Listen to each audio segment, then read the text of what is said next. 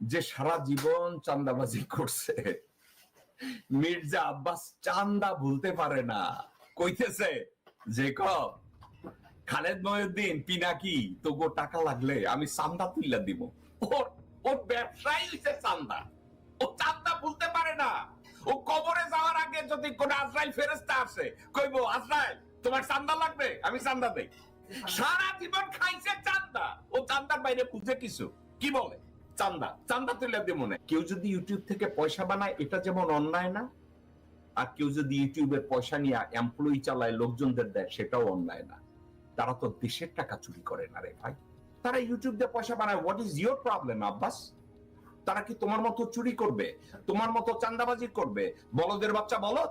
কেউ যদি ইউটিউব দিয়ে পয়সা বানায়, তোরে চুলকায় কেন? তোরে ইউটিউব থেকে পয়সা বানাইতে নিষেধ করছে কে? তারা ইউটিউব থেকে বানায়, ফেসবুক থেকে বানায়, কিন্তু তারা তোর মতো চোর না, তারা তোর মতো চান্দাবাজ না, তারা তোর মতো খুনি না, তারা তোর মতো ব্যবসা না। এরা সাজানো বাগান ভেঙে দেবে, কখনোই বাংলাদেশকে স্থিতিশীল হতে দেবে না। আপনারা অপেক্ষা করেন, কদিন পর তা ইউনূস সাহেবকে ধরবে। সাজানো বাগান বলতে মির্জা আব্বাস কি মিন করছে আপনারা কি জানেন? ভারতের একটা বাগান তৈরি করেছে বাংলাদেশে এই মির্জা আব্বাসের মতো খানকির বাচ্চাদেরকে নিয়ে, এর মতো খানকি এবং ব্যবসাদেরকে নিয়ে একটা সাজানো বাগান তৈরি করছে বাংলাদেশে। আমরা ওই বাগানকে জয় বাংলা করে দেব। আমি পিরাকির ভাষায় বলবো, ওই সাজানো বাগান খানকির পোলা জয় বাংলা করে দেব। ওটাকে স্বাধীন বাংলাদেশ করতে হবে। খানকির পোলা শুয়োরের বাচ্চা, ওটা সাজানো বাগান না, ওটা উলঙ্গ বাগান মদ করতের জন্য, ওটা চান্দাবাজের বাগান কুত্তার বাচ্চা তোদের জন্য। খানকি বাকিদের জন্য এটা ব্যবসা দ্বারা বানাইছিস। কুত্তার বাচ্চারা বাংলাদেশের রাজনীতি নেই। ওটাকে আমাদের জয় বাংলা করতে হবে। শুয়োরের বাচ্চা, তোর সাজানো বাগান তোর পাছার মধ্যে ঢুকাবো, তোর সাজানো বাগান।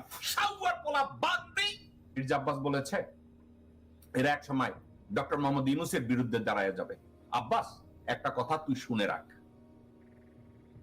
শুধু ডক্টর মোহাম্মদ ইউনূস না, বাংলাদেশের যে কেউ বাংলাদেশের বিরুদ্ধে দাঁড়াবে, বাংলাদেশের অস্তিত্বের বিরুদ্ধে দাঁড়াবে, বাংলাদেশের 20 কোটি মানুষের বিরুদ্ধে দাঁড়াবে, তারই 14 গোষ্ঠীকে আমি উদ্ধার করব।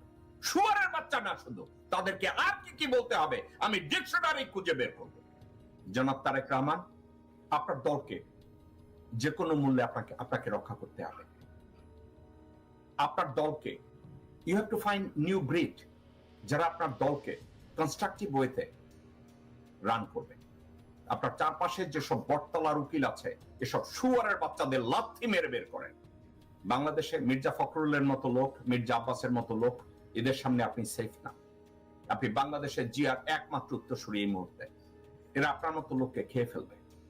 দেখছেন হাসিনাকে যেভাবে 17 বছর তারা লালন পালন করেছে, হাসিনা তাদেরকে কি দেয় না, সব দিয়েছে। আপনার দল আওয়ামী লীগের চেয়ে 20, 25, 100, 1000 গুণ ভালো, কারণ জিয়ার তৈরি দল এভাবে নীতিহীন আদর্শহীন হয় না। এখন এটা আপনার দায়িত্ব। মির্জা ফখরুল, মির্জা আব্বাসদের দিয়ে আপনার রাজনীতি